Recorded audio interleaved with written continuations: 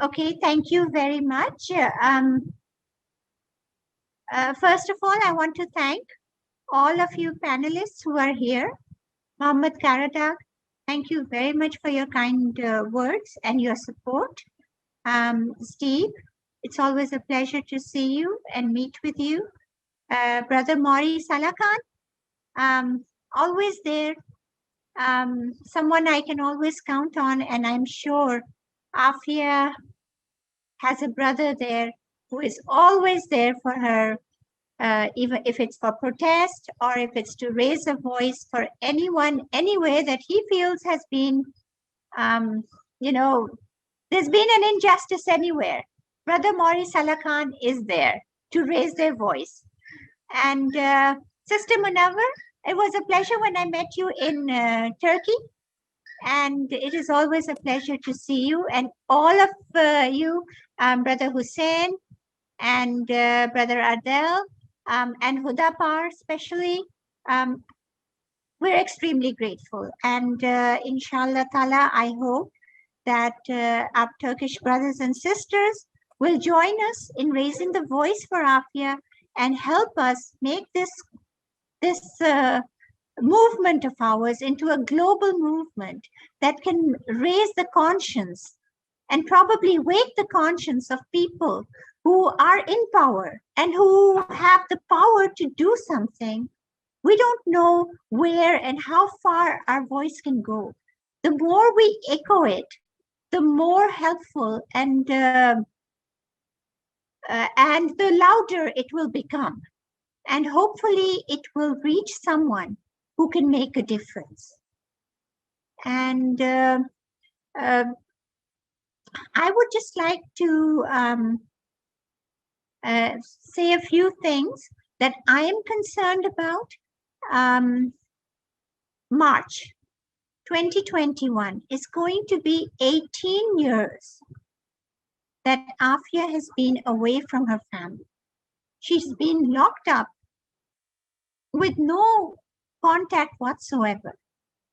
For the past, this March will become for the past 5 years. Nobody in Aafia's family has even heard her voice. No phone call, no communication, nothing.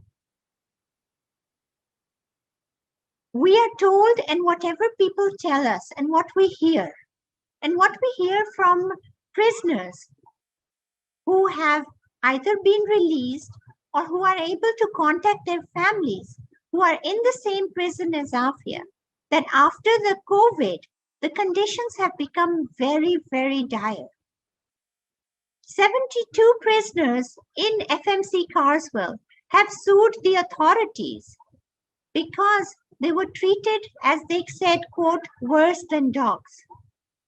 They said they were locked up in a gym in isolation, as if everybody was positive. And they were just thrown sandwiches and bottles of water and let out only for 1 hour to use the bathroom or go wherever. For 23 hours out of 24, locked up due to COVID. And then after that, this cold freeze ray that came all over Texas. It affected everybody, the rich and the poor. A lot of people died.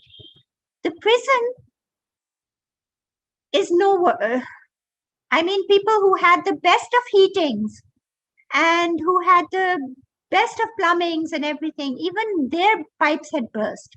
So imagine what would have happened in the prison. Some of the prisoners who were there and they managed to contact their family, they said it is as if they are sitting in an icy grave, waiting for death. That is how horrible the condition was over there. Yet, we as a nation as a whole, and as human beings, don't speak for these people. We felt bad for those who were in their houses, who had blankets to cover themselves up, who had family to cuddle up and get warmth. We all raised our voices for them and sent our sympathies, but we never thought of these people who were locked up in a cemented room with iron bars, freezing, waiting a cold and painful death. We never thought of this. This is not just about my sister. This is about all the people who have been suffering like this. What has happened to us as human beings? Why do we not feel that pain as if it were our own? What has happened to us as Muslims, who for us we should all be a part of one body? If this hand hurts, the other feels it as well. But everywhere we look around, we see brothers and sisters, we see human beings in pain. Yet, the most that we think that we have done, and oh my God, we have done a great service, is probably we have clicked like on Facebook, or maybe we shared it. That was great if we shared it. But if we just put a heart sign on that, then we feel that we have done our part. But is that really enough? So my question, and so this march is going to be 18 years for Aafia. Aafia is like, the linchpin that you can say. She's like the poster child for all those people who are suffering during the war on terror, for all those who have been renditioned, who have been illegally detained, who have been persecuted falsely, or who have been victims of sting operations, and then who were victimized for just being a Muslim or just being colored in a white nation, and the other way around. But this March, coming back to Aafia, since this program is about Aafia, 2nd March is Aafia's birthday. March 2, Aafia was born. This will be her 49th birthday. Imagine, from the age of 31, a young age of 31, just when she was about to bring about the changes, her dream of an educational system, she gets locked up. And now she will be 49 years old. Her children, who were babies, are now grown up. 2nd March. 8th March, March 8. March 8 is International Women's Day. The United Nations says that every woman has a right to existence. Every woman has a right to being treated justly and fairly. And no mother should be incarcerated unless it is a crime that is so violent and so dangerous. So all of these things, the United Nations says, why do they not apply to Aafia? Is she not a woman? Is she not a mother? Has she killed anyone? Has she hurt anyone? No. Then why does she have to remain locked up for a crime she never committed? Just because of the ego of her captors? Or the ego of the two countries, one that renditioned her, that sold her, and the other that's keeping her captive? And then for Pakistanis who may be listening, 23rd March is Pakistan Day. The day when Pakistan, the dream of Pakistan actually came into being. When they were told that they would have a land of their own, where their daughters could be educated and their daughters could go to school. Their daughters would be safe and would not have to worry about their dignity or honor being shredded. We need to remind our Pakistani brothers and sisters the meaning of Pakistan. And then 31st March is the Black Day that Aafia was kidnapped from Pakistan and sold to secret prisons and everything else that you have heard. So these are the few dates that we need your help in raising voice, and we hope that this March we are able to raise a voice that will internationally go and that will resonate with those in power and the power corridors.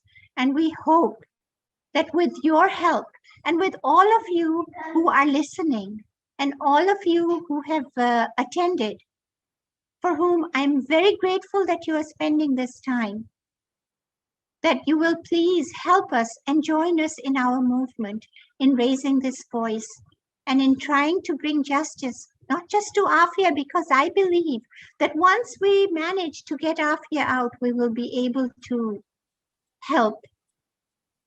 And it's like that little thread that you pull, if you get the right edge and you just pull and it rips off everything and it undoes all the entire stitching.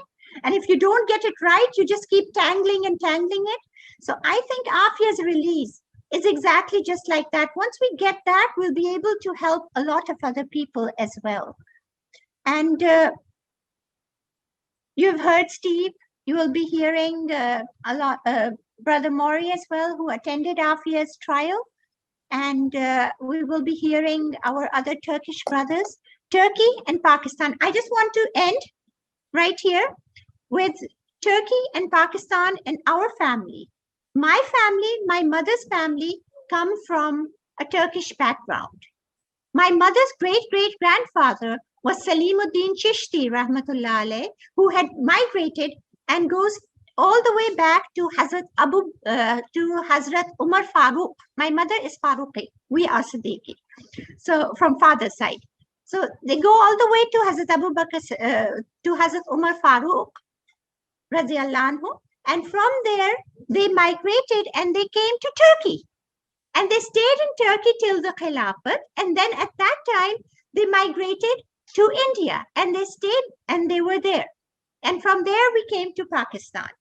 And not just that, my mother's great-great-grandfather, Munawwar Hassan Farooqi, he sold his land, Munawwarpur, in India, a part of that, to start the Khilafat movement with Muhammad Ali and Shaukat Ali, Johar, with the Johar brothers for the Khilafat movement. The history goes deep, and our roots are in Turkey. And we hope that our Turkish brothers and sisters will join us in trying to release Aafia. Jazakallahu khair. Thank you very much.